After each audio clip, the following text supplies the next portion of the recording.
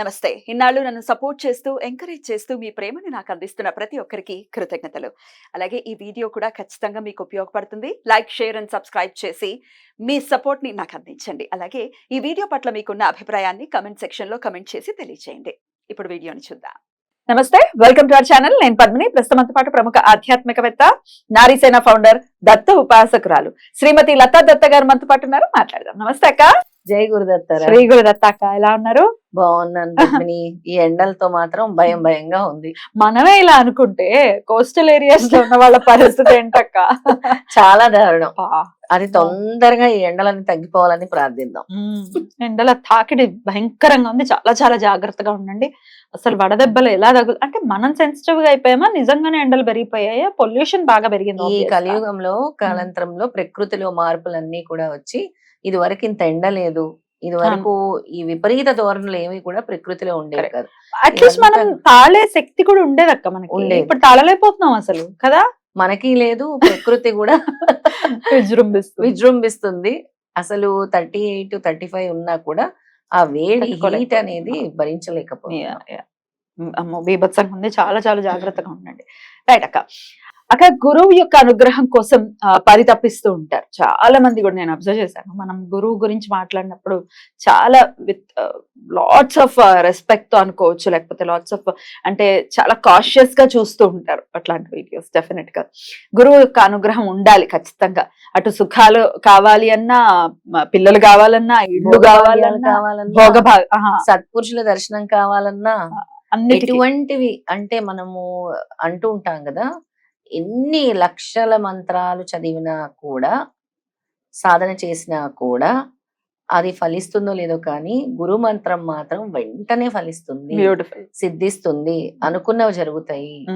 అలాగా గురువే మనని చేపట్టుకొని నడిపిస్తూ ఉంటారు. నేను ఎప్పుడు చెప్తూ ఉంటాను.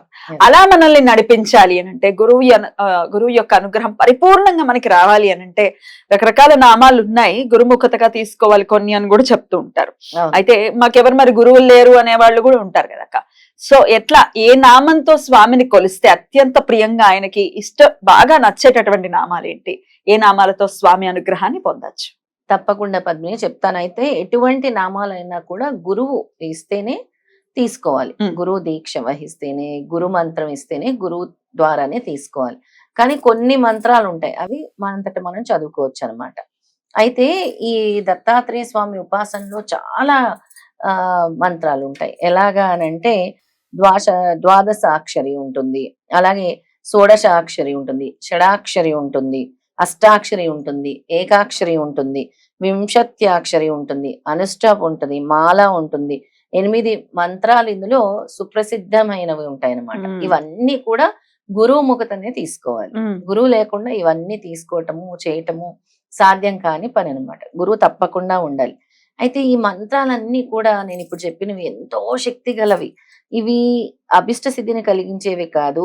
వీటిని ఉపాసన, ఎవరైతే ఈ మంత్రాలని ఉపాసన చేస్తారో, ఇప్పుడు నేను చేస్తున్నది ఒక రకమైన ఉపాసన, ఇంకొకరు ఇంకో మంత్రాన్ని చేస్తారు. అలా ఇది ఉపాసిస్తే భోగ భాగ్యాలు, దీర్ఘాయుష్యు, అలాగే అనిమాది అష్టసిద్ధులు. మనకి ఈ అనగా అష్టమి వ్రతంలో కూడా ఉంటుంది కదా, సిద్ధుల గురించి అష్టసిద్ధులు. సొంతం అవి కాకుండా జల, అగ్ని, స్తంభనాది విద్యలు కూడా వస్తాయి. దత్తాత్రేయుడి మంత్రం అంటే అలాంటిది. జల, అగ్ని, స్తంభన అంటారు. అంటే వానను ఆగమంటే ఆగటం, అగ్నిని ఆగమంటే ఆగటం. అలాగా దూర శ్రవణ అంటే దూరంగా జరిగే విషయాలు కూడా వినపడుతూ ఉంటాయి. టెలిపతి అనుకోవచ్చు. దూర దర్శనాది మహాశక్తులు సాధకుడికి కలుగుతాయి. అంటే అక్కడ ఏం జరిగిపోతుందో అవి కూడా అలాంటి మహత్తరమైన శక్తివంతమైన మంత్రాలే దత్తాత్రేయ మంత్రాలు. అందుకే దత్తాత్రేయ ఉపాసన అంటే చాలా కష్టతరము, చాలా నిష్ఠతో చేయాలి అని ఎందుకు అంటారంటే, ఒక్కసారి స్వామిని పట్టుకున్నామంటే వదలకూడదు, ఆయన మనల్ని పట్టుకుంటారు. ఇంకా సప్తకోటి మహామంత్రాలు అన్ని కలిసినప్పటికీ దత్తాత్రేయ మహామంత్రంతో విసుమెత్తు కూడా సరితూగలేవు అని చెప్తున్నారు. అంటే ఇంద్రాది అష్టదిక్పాలకులు, 33 కోట్ల దేవతలు, అలాగే బ్రహ్మ విష్ణు మహేశ్వరులు దత్త ఉపాసకుడి పట్ల అత్యంత సంతుష్టి దయాహృదయులై ఉంటారనమాట. దయార్ధ హృదయులై ఎప్పుడు ఆ దత్త భక్తుడిని కనిపెట్టుకొని కాపాడుకొని ఉంటారు. ఎవరు 33 కోట్ల దేవీ దేవతలు కూడా 33 కోట్ల దేవీ దేవతలు ఏంటి, ఇంద్రాది అష్ట అందరూ దిక్పాలకులేంటి, ఇంకా బ్రహ్మ విష్ణు మహేశ్వరులేంటి, దత్త ఉపాసకుడి పట్ల అత్యంత సంతుష్ట దయా హృదయులై అతని ఆధీనంలోనే ఉంటారు. ఎవరైతే దత్తాత్రేయ స్వామి ఉపాసన చేస్తారో వాళ్ళ ఆధీనంలోనే వీళ్ళందరూ కూడా ఉంటారు. ఎందుకంటే వాళ్ళకి ఇష్టం గురువు అంటే. అలాగే దత్త మంత్రోపాసకుడికి ఈ ముల్లోకాల్లో అసాధ్యం అంటూ ఏది ఉండదు. ఈ ముల్లోకాల్లోనే అంటే తీవ్రతరంగా ఎవరైతే దత్తాత్రేయ ఉపాసన చేసి ఇంకా అనుక్షణం మనం చూస్తూ ఉంటాం యోగులు సత్పురుషులు కూడా అలాగే అవుతారు. అతడు తాను చేస్తున్న మంత్ర జపంతో భ్రమర కీట న్యాయంగా సాక్షాత్తు దత్తాత్రేయుడుగా పరిమాణం చెందుతాడు. అబ్బా బాబా, అంతటి అంటే ఘనత దత్తాత్రేయుడి దగ్గరికి వెళ్ళడం కాదు, తానే దత్తాత్రేయుడు అవ్వటం. అవటం, అబ్బబ్బబ్బ. అంటే అవధూత అవ్వటం. అవధూత అవటం. ఉమ్. అలాంటి సిద్ధిని దత్తాత్రేయ స్వామి ప్రసాదిస్తారు. అయితే ఇవన్నీ మా కష్టతరం. ఇవన్నీ మేము ఎలా చేస్తాము, ఈ ఏకాక్షరి ఎలా చేస్తాము, అష్టాక్షరి ఎలా చేస్తాము, దానికి ఇంకా మేము సులభతరంగా చదువుకోవడానికి మాకు ఇవ్వండి అని అంటే నేను దత్తాత్రేయ స్వామి షోడశనామాలు ఇవ్వటం జరిగింది. ఇప్పుడు ఈ రోజు దత్తాత్రేయ స్వామి దశనామాలు ఇస్తున్నాను. దశనామాలు. ఇవన్నీ కూడా ఈ దశనామాలన్నీ కూడా ముందు చెప్పిన తర్వాత ఏ విధంగా మీరు రోజు చేసుకోవాలి, ఏ విధంగా దత్తాత్రేయ స్వామికి మీరు దగ్గర అవగలుగుతారనేవి చెప్తాను. షూర్. ఓం ద్రాం శ్రీ దత్తాత్రేయాయ దిగంబరాయ నమః. ఓం ద్రాం శ్రీ దత్తాత్రేయాయ చిదంబరాయ నమః. ఓం ద్రాం శ్రీ దత్తాత్రేయాయ అవధూతాయ నమః. ఓం ద్రాం శ్రీ దత్తాత్రేయాయ అత్రివరదాయ నమః. ఓం ద్రాం శ్రీ దత్తాత్రేయాయ ఆదిగురువే నమః. ఓం ద్రాం శ్రీ దత్తాత్రేయాయ పరమాత్మనే నమః. ఓం ద్రాం శ్రీ దత్తాత్రేయాయ పరబ్రహ్మణే నమః. ఓం ద్రాం శ్రీ దత్తాత్రేయాయ సచిదానందమూర్తయే నమః. ఓం ద్రాం శ్రీ దత్తాత్రేయాయ విశ్వరూపాయ నమః. ఓం ద్రాం శ్రీ దత్తాత్రేయాయ ఆత్మరూపాయ నమః. ఇవి దత్తాత్రేయ స్వామి వారి దశనామాలు. ఇవన్నీ కూడా పద్మిని రోజుకి 12 సార్లు చదువుకుంటే 12 టైమ్స్. అంటే నేను కూడా దత్తుడికి దగ్గర అవ్వాలనుకుంటున్నాను, నేను కూడా దత్త సాధకుడిని అవుతాను, దత్తాత్రేయ సాధన చేస్తాను అనుకునే వాళ్ళు అంటే ఫస్ట్ సులభతరంగా స్టార్ట్ చేయటానికి నేను చెప్తున్నవి ఇది 12 సార్లు చదువుకోవాలి. చదువుకుంటే దత్తాత్రేయ స్వామి ప్రతిరోజు కూడా అంటే దగ్గరుండి ఆ భక్తుడికి ఏం కావాలో తానే చూసుకుంటారు.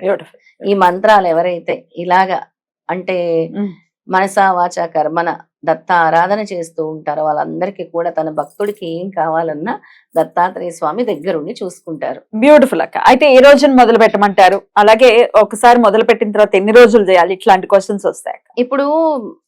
ఇప్పుడు కూడా నాకు దత్తాత్రేయుడితోనే ఉండాలి, దగ్గరగా ఉండాలనుకునే వాళ్ళు నిత్యం ఇవి చదువుకుంటే మంచిది. లేదా ప్రతి గురువారం, మీకు సమయం లేని వాళ్ళు ప్రతి గురువారం అనేది ముఖ్యంగా దత్తుడిని ఆరాధించవలసిన రోజు, గురువు ఆరాధించవలసిన రోజు కాబట్టి గురువారం కూడా చదువుకోవచ్చు.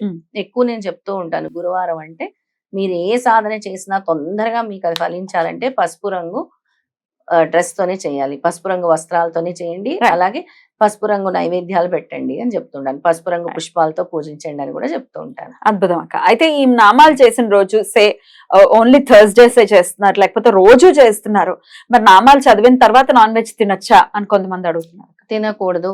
మీరు నాన్ వెజ్ తింటున్న రోజు నామాలు చదవటం మానేయండి. లేదు నేను ఈ సాధన చేస్తాను, నేను ఒక 6 నెలలు సాధన చేస్తాను, 3 నెలలు సాధన చేస్తాను, మండలం చేస్తాను, 40 రోజులు చేస్తాను అన్నప్పుడు తినకుండా ఉండాలి, అవాయిడ్ చేయాలి నాన్ వెజ్. అంతే. రైట్. నాన్ వెజ్ ఒకటైనా ఇంకేమైనా అవాయిడ్ చేయాల్సి ఉంటుంది? అంటే నాన్ వెజ్ త్రాగటము, ఈ తాగుడికి ఇవన్నీ అలవాట్లు ఉండేవాళ్ళు ఇవన్నీ కూడా కంట్రోల్ గా ఉండాలి. రైట్. తాకూడదు, అసలు తాకూడదు, నాన్ వెజ్ తినకూడదు. రైట్. బ్రహ్మచర్యం కూడా పాటించాలా భార్యాభర్తలకు? వీటికి అవసరం లేదు, ఈ నామాలకు అవసరం లేదు. రైట్.